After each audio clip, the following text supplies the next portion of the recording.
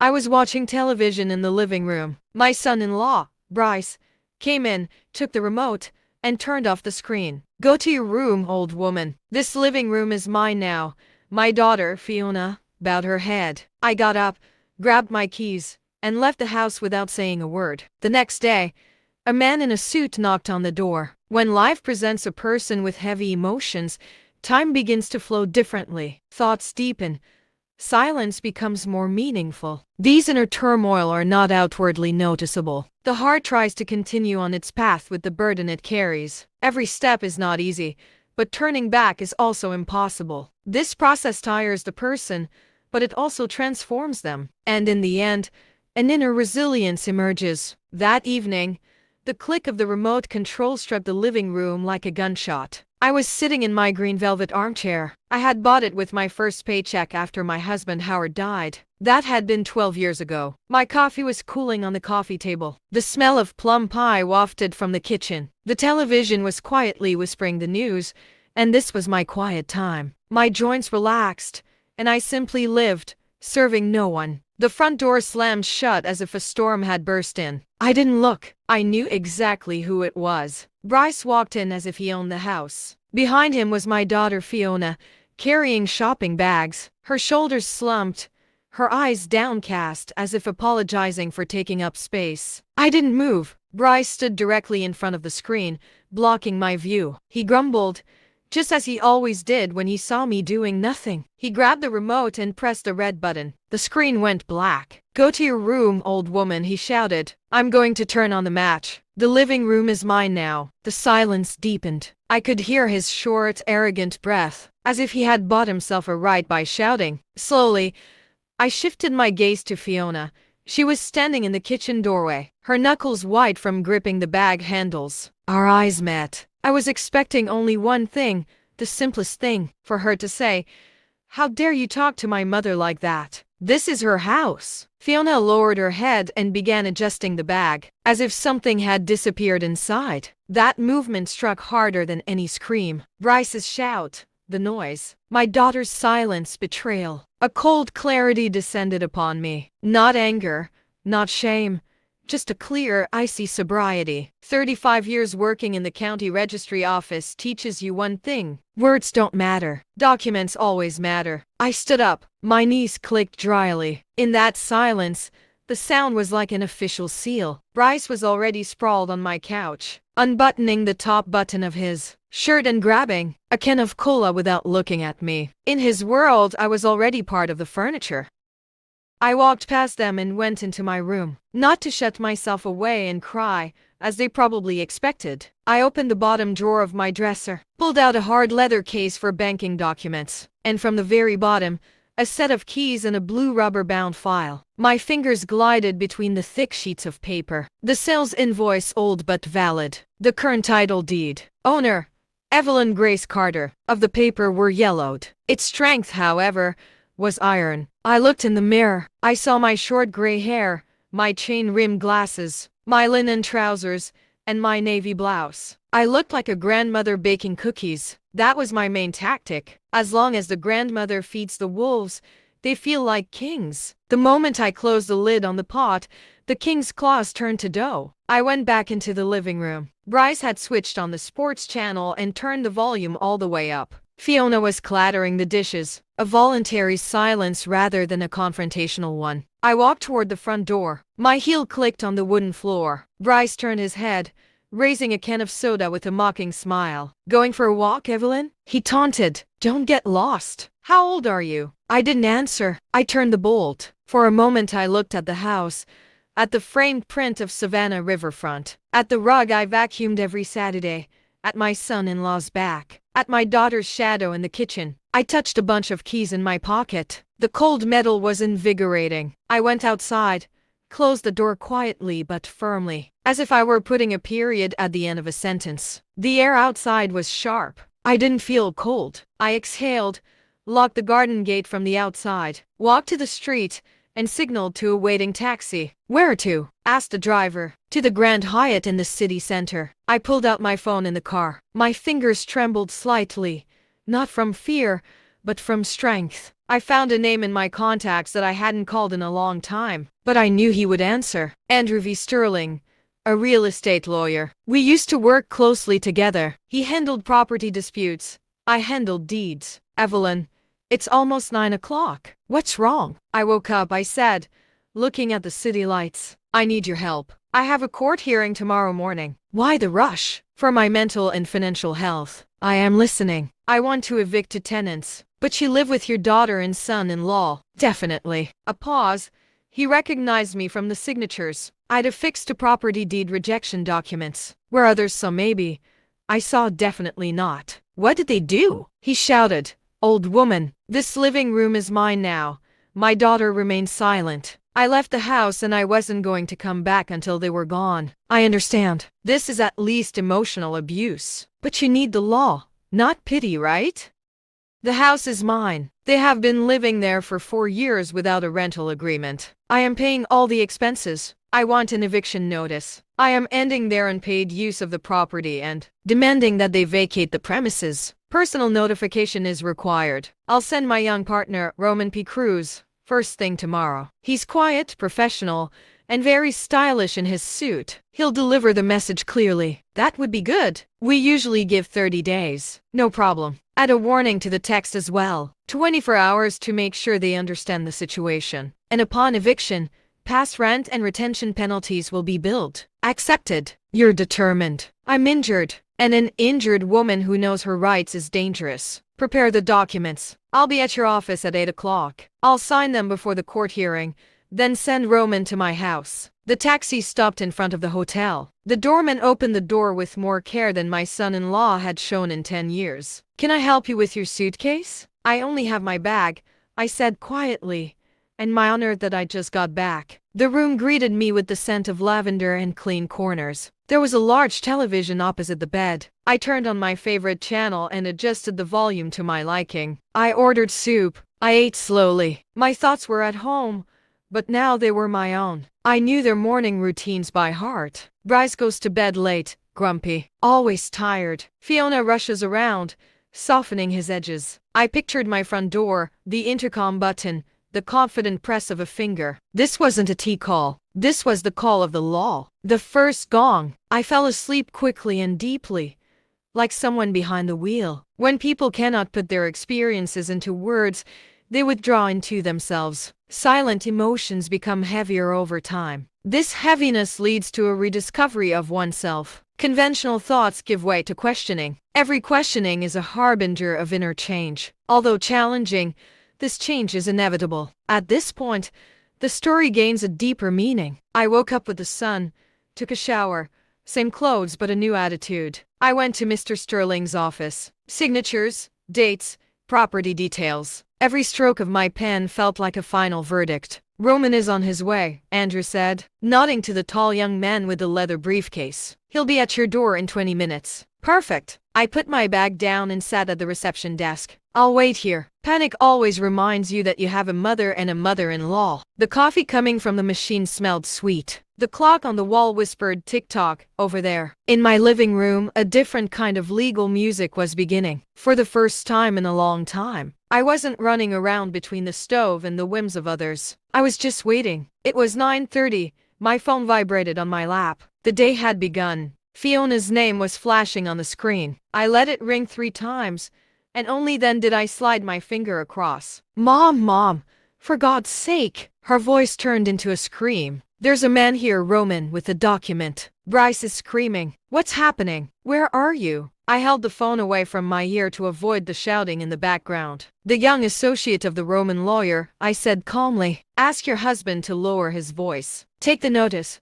read it aloud, and tell Bryce, the old woman is not available to scream today, but it says eviction notice, 30 days here. Mom, have you lost your mind? Fiona, for the first time in years, I'm completely sane. Read the paper. Do as it says. The less screaming, the better. I ended the call. The little red button gave me back the silence. As easy as flipping a bedside lamp switch when I was a child. The office door opened slightly. Andrew V. Sterling peered over his glasses. The girl. I nodded.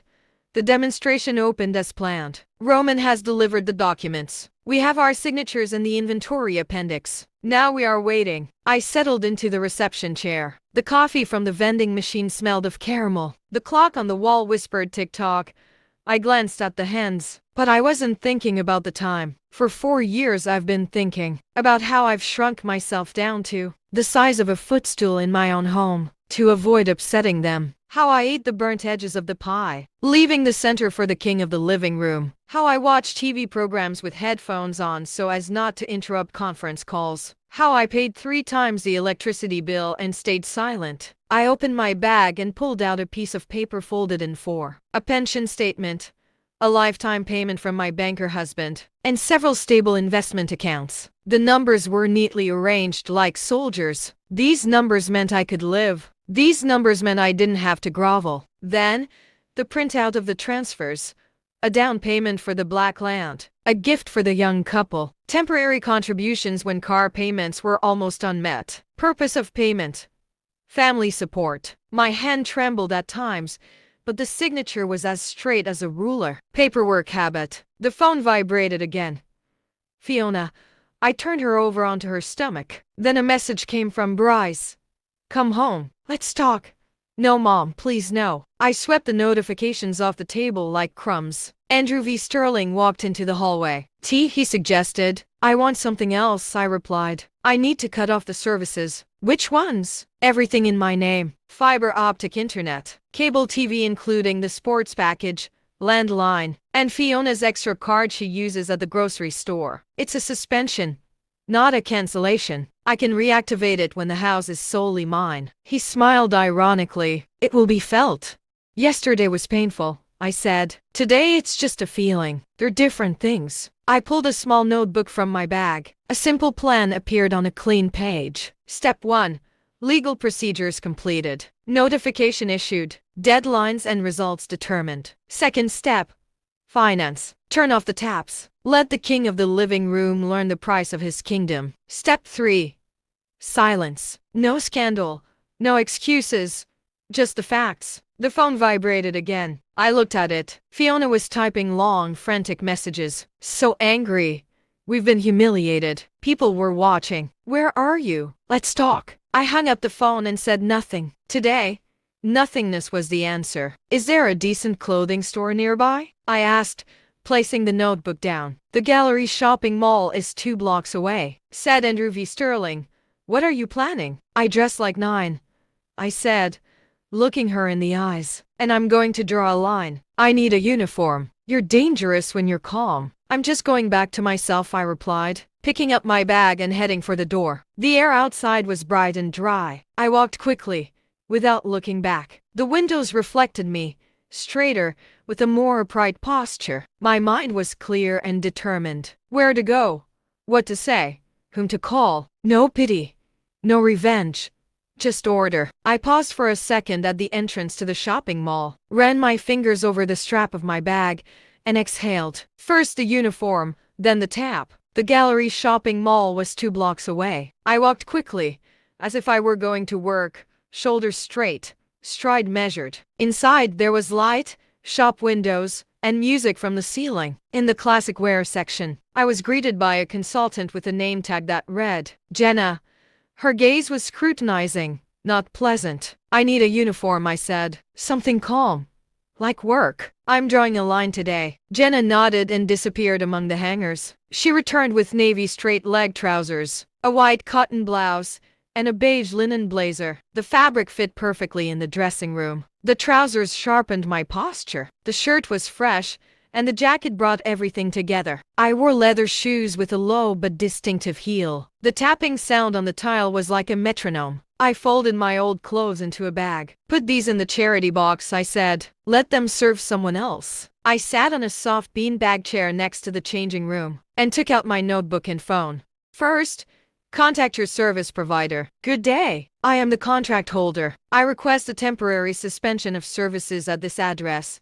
Internet, cable TV, sports package, and landline number. Reason: repairs are starting today. The operator read the necessary warning. The signal would be cut off in 2 hours. The discounted monthly fee was approved. Second call to the bank. I'm the main account holder, Fiona. I request that the additional card in the name of Ashford be blocked. Reason: security. Please lower the online limits and keep SMS alerts only on my number. It's done, a voice replied. The changes are in effect. I turned it off. My stomach rumbled, not from hunger, but from the slowly dissipating adrenaline. I ordered mushrooms at a quiet restaurant on the second floor. I laid my phone face down beside me. Spoon, fork, breath. For the first time in a long time, I wasn't eating secretly or hastily. 10 minutes later, my palm felt a brief vibration. A message from the bank. The transaction was rejected. $85. Butcher shop. First class sirloin. I smiled. A short, emotionless smile. Immediately afterward, another message flashed. Cards aren't working. Call the bank. We're at the vault. It was Bryce's number. I replied calmly. It's not a malfunction. It's a freeze. Your credit and trust ended yesterday with your game. I laid my phone face down and slowly finished my risotto, savoring each grain. I paid the bill with my card. It was as easy as walking through the door of my own house. I bought a bottle of water on the way out, hailed a taxi, and went back. The lobby felt cool, smelled clean, and the carpet seemed to stretch under my feet. I took off my new shoes in the room and placed the keys on the dresser. The familiar metallic clinking echoed within me, calming my inner peace. I turned on the television, tuned into a music channel, and slept for an hour. My body got what it needed. As time passes, people carry the traces of their experiences within them. These traces are indelible, but they change shape. Each experience creates a new layer in the inner world. Vulnerability lies silently among these layers. Accepting it is not easy, but when it is accepted, strength emerges, and the story changes direction with this acceptance. I woke up to the clear ringing of the landline. That sound rarely means anything. Hello, reception. Good day. Your daughter is in the lobby. She urgently needs to come upstairs, so she wants you to come down. She says it's an emergency. I glanced at the clock. The perfect time for a clear conversation without any midnight hysteria. I washed my face, adjusted the lapel of my beige jacket, and adjusted the chain of my glasses. The same woman looked back at me in the mirror, but her spine was straighter. Tell him I'll be getting off immediately, I said calmly and hung up. I took the keys from my bag. They jingled differently today, like doorbells on a door that had been waiting for order for a long time. I took a deep breath, pressed the elevator button, and stepped inside. Fiona was waiting downstairs, and she wasn't the only one. The elevator doors opened softly. Fiona was pacing back and forth between the sofas in the Grand Hyatt lobby. Her blouse was wrinkled, her bun disheveled, and shadows under her eyes. She saw me in my beige jacket and recoiled as if I'd bumped into glass. She stopped. Mother. He took a step forward and froze 2 steps away, his gaze blocked by mine. What is all this? The internet is dead. The cable too. The card won't work. Bryce is going crazy. Where are you? Let's go home. Enough of this drama. Sit down, I said, gesturing towards a chair. We're in a respectable setting. We'll speak calmly. Obediently knelt down to the side, clasping his hands together. Mom, let's talk as a family. She shifted to a soft, soothing tone, the kind people use with children and the elderly. He had a bad day yesterday, but he even sent you an apology message. Let's go. I'll make some tea. We'll talk. I'm not offended, Fiona, I said in an even tone. I've made a decision. The house is mine. You've lived rent-free for years. I'm giving you 30 days to move out. 0 service from today. This isn't revenge. This is order. But he needs to work. She flared up. He has calls, deadlines. You're ruining his reputation. Let her work from a co-working space, a cafe, or her mother's house. I replied. The internet, TV, and extra credit cards used to be paid for by me. Not anymore. You're not a vital necessity in my budget. You're an expense I've cut off. She kissed her lips. You're embarrassing us, she whispered. Everyone saw it at the market today. The card didn't work. Disgrace is being kicked out of my own living room, I said quietly. It's like eating the burnt edges of the pie and leaving the center for the king. Today, nobody is disgracing anyone. Today, everyone is paying their own bill. He tried to defend himself. But we were saving. We had money. Where's the money, Fiona? I asked. In 4 years, there should have been savings of about 100,000. dollars just on living expenses and bills. Where is it? His gaze shifted to the side. His shoulders slumped. He said he's at work investing. He'll show it to me later. He'll show you. I nodded. Tomorrow at exactly 10 o'clock in Mr. Sterling's office. You're both invited. We'll see what his business is. Did you hire a lawyer against your own family? He was testing me. I called the rules, I replied. Family is about respect. Not go to your room, old woman. And the living room is mine. More on the rules tomorrow. She sighed, her voice cracking. If we break up, he'll file for divorce. He says he doesn't want to be with me if he doesn't own your house. His words hurt, not with pity, but with crystal clarity. I leaned forward and covered his clasped hands with mine. If your marriage is held together by my square footage and bank accounts, that's not a family, Fiona. That's a hostage situation. And you're the hostage. He recoiled his hands as if they had been burned. You've become cruel, old and cruel. I'm an adult, I said calmly. I'm 68. You're 40. You have an advantage. Use it. We were silent. Teacups clinked softly in the lobby. Someone passed by, cast a curious glance, and then looked away. Just turn on the internet. He tried again. He won't be able to cope. And neither will I. There's no internet, I said. But your voice is fine. We'll talk at the lawyer's office tomorrow. Today. Silence. Fiona stood up, adjusted the strap of her bag, searched my face for its former gentleness, and couldn't find it. She backed away towards the exit. I'll be there. He tossed over his shoulder. Be there at exactly 10 o'clock. I nodded. He left quickly. I watched him leave, and only then did I feel the tension drain from my body. Not a loss of strength, but a normalization of breathing. I used the stairs. I needed to walk. I switched on the desk lamp in the room and opened my laptop. There was a flashing message from Andrew V. Sterling in my inbox. Evelyn, the notification has been delivered. Bryce's corporate lawyers have confirmed receipt. He's sending insider emails. The director has been copied. A reprimand is likely. The meeting is tomorrow at exactly 10 o'clock a.m. Both will attend. Sincerely, A.V. Sterling. I closed the lid. Haste is the sister of fear. The king of the living room was already making mistakes. I turned on my phone, scrolled through the settings, and turned off the family location app. The same one Bryce had set up years ago for my safety. Geographic location. Access denied flashed on the screen. Great. My location on the map was mine again. I took the keys out of my bag and spread them out on the nightstand. The metal jingled cleanly, like a new code. Outside, the light stretched along the street. The air conditioner was humming steadily. I sat on the edge of the bed and felt it. Order inside. Not victory, not euphoria. Just order. Tomorrow at 10 o'clock. The conference room door will open and 3 people will come in. Him, my daughter, and the law. Internal conflicts may not be visible from the outside, but their impact is profound. When a person confronts themselves, they are forced to pause. This pause is not an escape, but an awareness. Emotions begin to be regulated. Thoughts become clearer. Experiences are no longer just a burden. They transform into a meaningful process.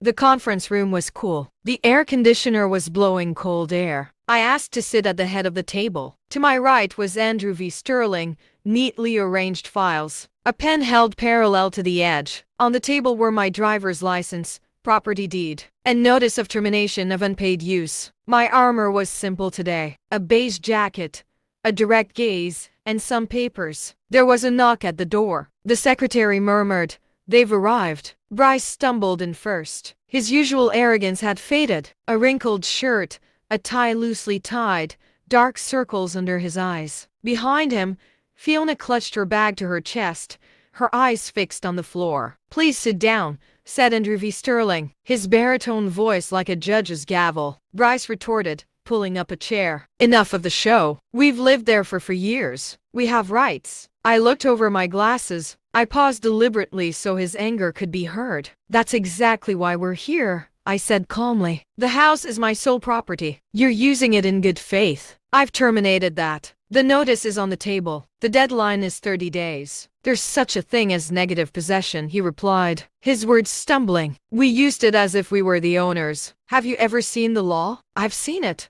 I said, smiling slightly, "and I worked with it for 35 years. Negative possession applies when the owner doesn't live there, doesn't pay, and doesn't dispute. I live there, I pay, and I dispute. You don't own it. You're just temporary and noisy users. Bryce's jaw tightened. He turned his eyes to Andrew V. Sterling, seeking support. Notification is procedurally correct, the lawyer confirmed fluently. The notification has been served. After the deadline, a lawsuit will be filed for eviction and recovery of fair market rent from the date of notification. Bryce shouted, raising his voice. They cut off our internet, our funds, and caused emotional distress. I'm suing. The internet isn't a vital service, said Andrew V. Sterling, without batting an eye. Connect and pay for it yourself if you want. Fiona, tell him. She poked her finger into my daughter. He's destroying our family. Fiona blinked. Her lips trembled. And then there was silence again. I slid a file towards her. Let the paper do the talking, I said. Bryce, you've been saving for a so-called apartment for years. Just saving about $100,000 on living expenses and bills. Where's the money? Is it here? He tried to force an ironic smile. Investing, futures, leverage. You old people wouldn't understand. Of papers from an envelope. 3 credit default notices. And here's the broker's statement. Margin call. Balance below 0. Bryce, he made a move on the paper, but Andrew V. Sterling's hand landed first. Leave it. Let your wife read it. Fiona picked up the leaves. Her fingers trembled. Her eyes wandered over the numbers and lines. I saw the moment of realization. Her shoulders slumped. Her mouth parted. A heavy tear. Not from pity, but from cold awareness. 0. Even clear, he whispered. Yes, I said softly but firmly. Nothing was accumulated. There were bets, games, an $85 prime steak and imported beer. It's all on my card. I would have won it back, he exclaimed. Bryce, the market is turning around. I just needed one more move. And that's why you needed my living room? I asked, raising my eyebrow. To lose even louder and send me to my room in the process? He clenched his fists. Beneath the anger in his eyes lay fear. I am your son-in-law, he insisted. Your family needs to help. Family is about respect and boundaries, I said. You didn't offer either. And you won't receive either. I stood up. That movement was enough to make everyone stand up straight. The terms, I said, chopping my words. 30 days to move out. Internet, cable, and additional cards will not be refunded. If I hear screaming when I come to pick up my winter clothes, I will immediately call the police and file a threat report. In addition to corporate condemnation, we'll see how the recruiters react to this. Bryce slumped in his chair, as if its internal bolts had been removed. Fiona buried her face in her hands. The dreadful sound of the air conditioning became audible. And one more thing.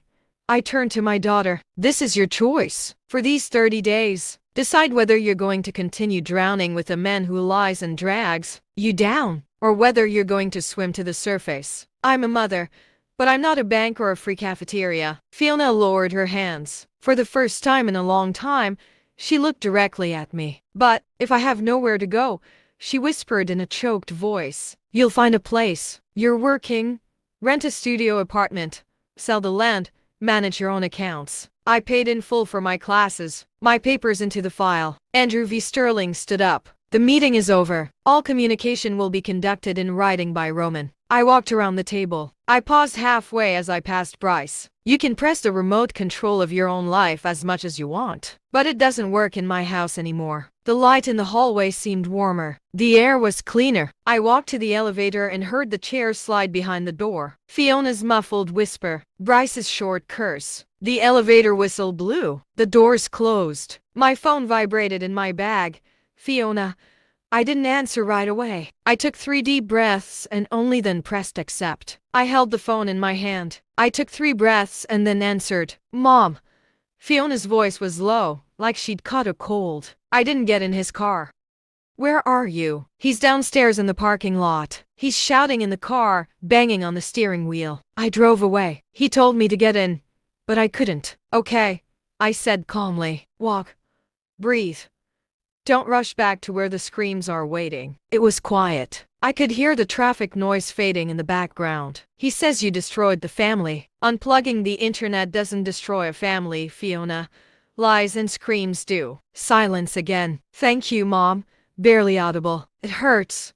but I can see. Seeing is the first step, I said. Tomorrow at 10 o'clock at Sterling's office. Can you come? I can come. I held my breath on the phone for one more second and then hung up. The street smelled of hot asphalt. I walked out of the office, turned my face to the sun, and called a taxi. Where are we going? To a nice restaurant, I replied. I'm celebrating today. Every journey begins with a silent decision. People don't voice this inner decision aloud. The heart determines the direction while the mind lags behind. This dissonance creates temporary confusion. Over time, the inner voice becomes more dominant. Indecision gives way to acceptance, and the story settles into a calmer trajectory. I ordered mussel soup and salad at a window overlooking the river. I laid my phone face down. My teaspoon tapped gently against the glass. The sun's rays danced on the tablecloth. I ate slowly, like a man who is still his own master. My phone vibrated briefly. Messages from the bank. Transfers to the protected account have been completed. Additional cards have been closed. Beneficiary change in life insurance has been processed. Confirmation in your online account. I smiled in the absence of witnesses. All the loose ends were tied. No one would ever come across my signature again. An email from Andrew V. Sterling.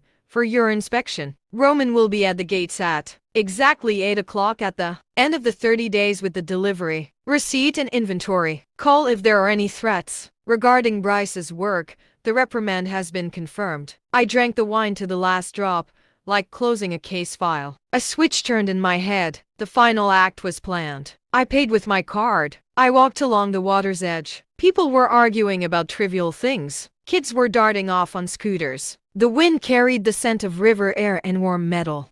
I saw myself in a shop window, the same woman, but brighter inside. Not a victim, not a hero, just an adult. I returned in the evening and took off my jacket. The armor could be hung on a hanger. I spread the keys, documents, and small notebook out on the bedside table. I opened a clean page and wrote, Day 30, Plan. Morning, Roman. Title deed and keys. I'm not home. No scene. Evening. Open the windows. Wipe the floor with warm water and disinfectant. Scrub the carpet with a stiff brush. Tomorrow, paint her color. Peach. The phone rang. Fiona. I'm in a folding bed at Zoe's house. Fine.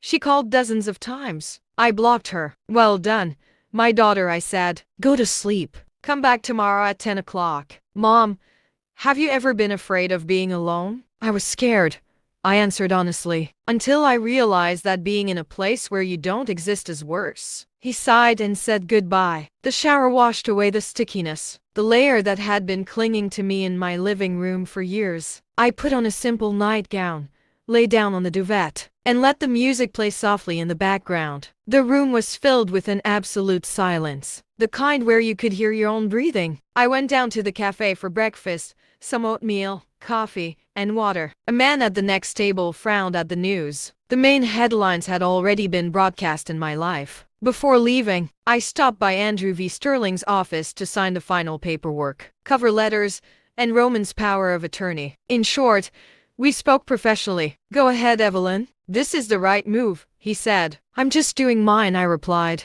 The sun was hot outside. I went to the hairdresser. I wanted my hair to match my spine. The stylist quickly trimmed the tired ends. The gray hair gleamed like pure silver. The same face in the mirror, but the gaze no longer awaited someone else's decision. It was the look of a person with the keys in their own pocket. I stopped at a red light at an intersection and smiled. The rules were very simple when followed on the road and at home. My phone briefly beeped. Roman confirmed. Day 30.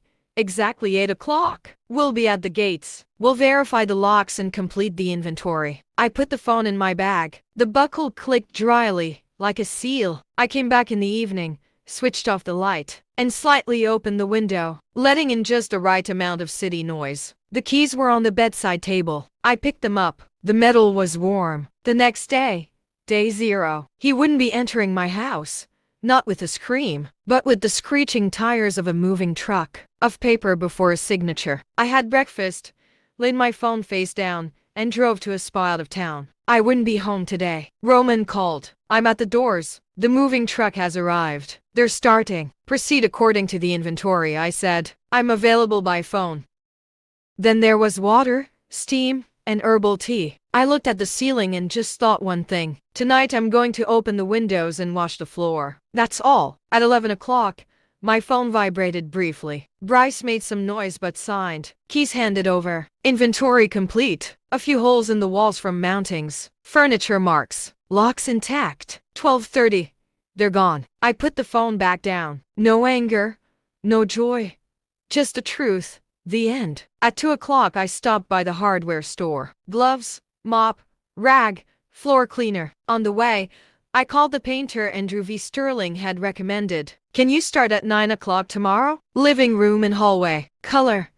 Peach. We can start, replied a male voice. We can finish it in a day. The key turned easily in the door, as if the house itself had breathed. I stepped inside and stopped. The living room was empty. There were footprints of the sofa on the floor, ugly holes in the wall. The air was heavy and stale. I threw all the windows shut. A gust of wind swept from the kitchen into the garden, fluttering the curtains and carrying the remnants of someone else's life outside. I put on my gloves. First the shelves and baseboards, then the corners where dust accumulated. I gathered up the old magazines nobody read into a trash bag. I wiped down the framed edition of Savannah Riverfront and hung the picture further down. Not trendy, but comfortable for me. The floor was rinsed twice with lukewarm water and the carpet with a stiff brush. The house came back to life with every movement. I put the teapot on until evening. The silence wasn't empty, but it was like gold, like fresh beeswax on the parquet floor. Then a short, polite bell. I knew who it was. Come in, Fiona,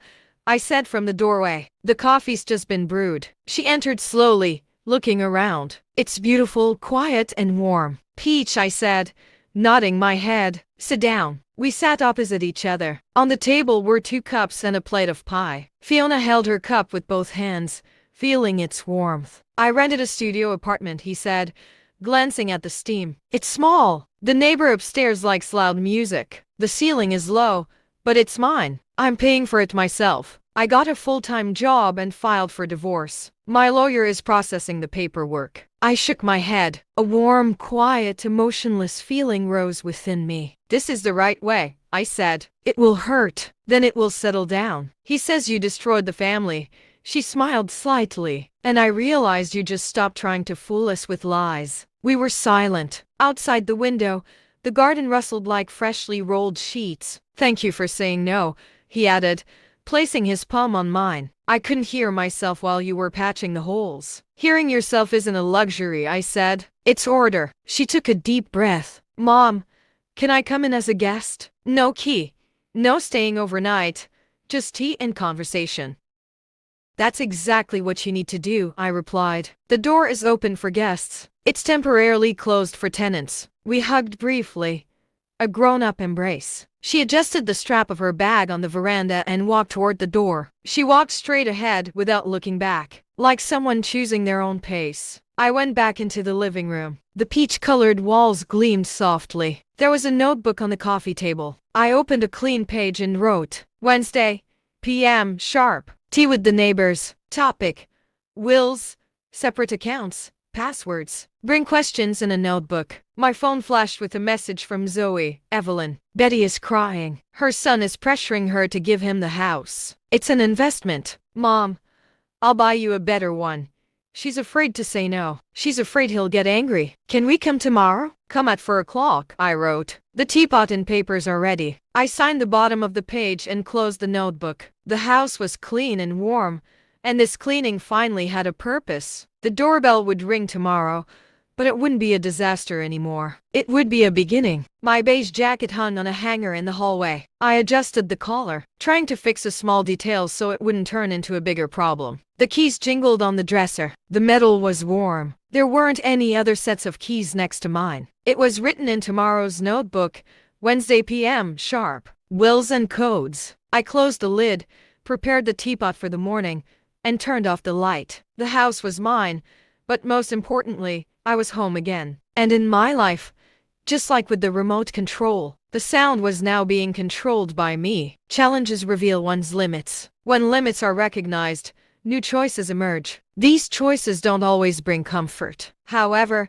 there is no other way to move forward. Heart and mind meet at the same point. This meeting creates inner balance, and the narrative is built on a stronger foundation. You're all here and that I can share my story with you. If you enjoyed it, please show me by liking the video and subscribing to my channel. Let's see how many of us there are. Write in the comments which city you're watching from and what time it is. I'm curious to know where all these amazing people are connecting from. I share new life stories with you every day. And now, my 2 most popular stories will appear on screen, so you can choose which one to watch.